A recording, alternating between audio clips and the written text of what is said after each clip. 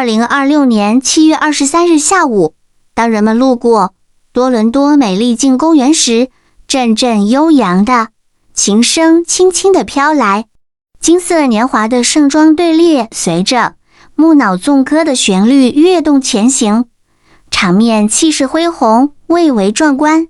新极光艺术团手风琴队演奏的动听乐章在空中回荡，令人陶醉。 On the afternoon of July 23, 2026, as people pass through Milliken District Park in Toronto, the gentle sound of accordion music drifted through the air. The vibrant procession of Golden Carnival Seniors Association moved forward to the melody of Munau Zongge, creating a lively and delightful scene. The beautiful music played by the Nova Aurora Music and Performing Arts Group accordion team echoed in the air, captivating the audience.